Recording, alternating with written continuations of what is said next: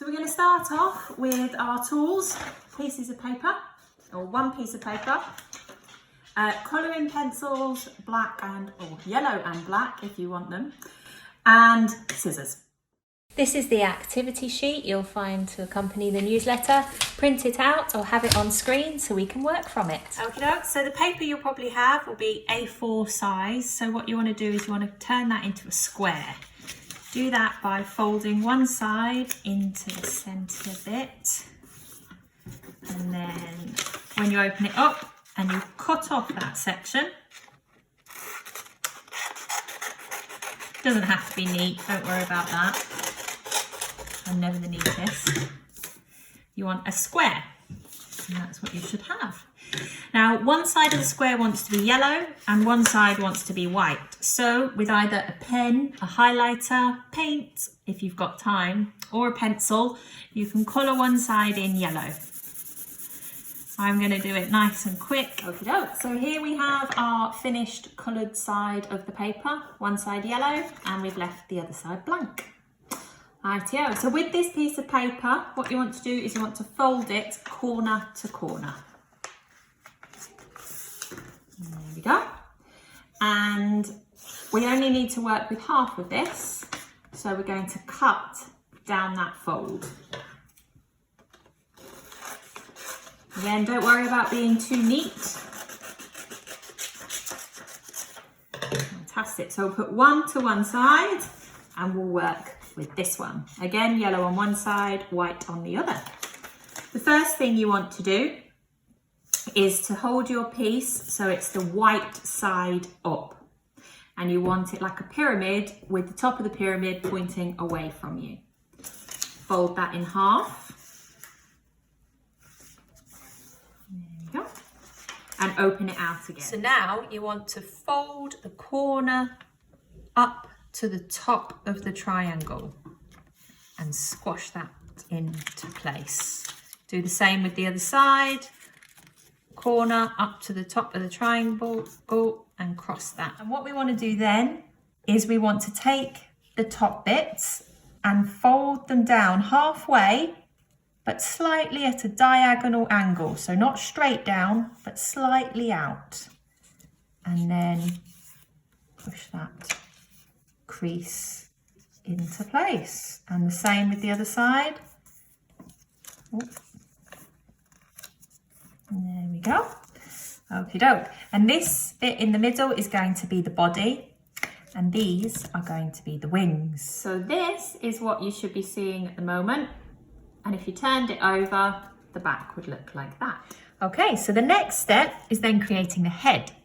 So we're up to step 5. You fold down the top of the triangle, not totally halfway, but slightly higher. So what I'm going to do is I'm going to draw a line just above the halfway point. Don't know if you can see that in the yellow. But there it is. I'm going to fold along that line. There we go. And fold it back out. And I'm going to do that again 2 more times, slightly above. So 1, 2. And I'm going to fold on them and open back out. Fold and open back out. Now what you're going to do is you're going to fold down all of those on top of each other. So this is step 6. 1, 2, 3. There we go. Okay.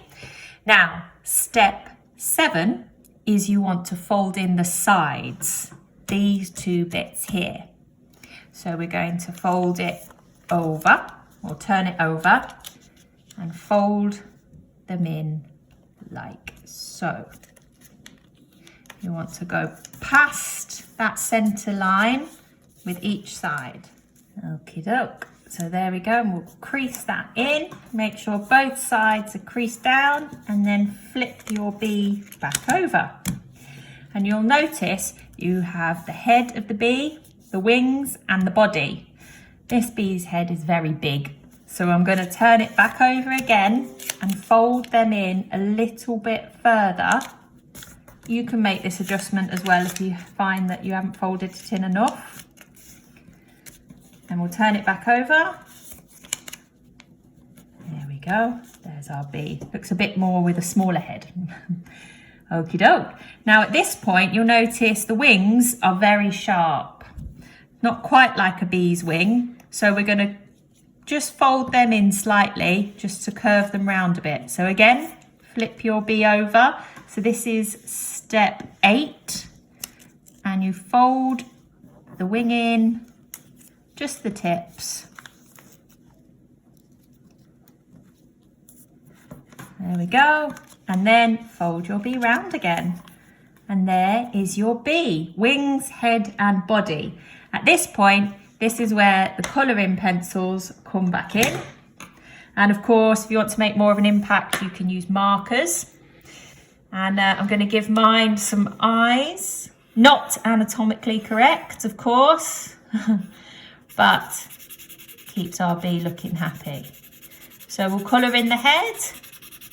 And then you can add stripes. You don't have to stick to the traditional black and yellow colours. Please feel free to go for rainbow, psychedelic, maybe bright orange and green and blues. We don't mind. All bees are welcome here. That's it. I'm going to stick with yellow and black. So let's do his stripes.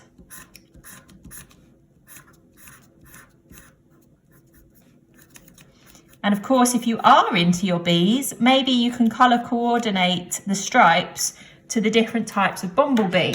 So of course, some bumblebees have white or tan or orange or buff at the end of their bodies. So you can do an anatomically correct bee, feel free. Right, here we have our finished bee that can help you buzz around this week. And you will remember that we also have the other side of the square, the other triangle. So you can create more than one bee. If you're having a hive of bees, feel free to go crazy and create as many as you want. Or if you're having a solitary bee, like a mining bee, then feel free to just make the one. I've gone for 2. So here's one. And you'll see the wings, got some vein detail on there, and also the bottoms have been folded slightly differently. So I'm not too sure whether there's different species or whether it's a mutation.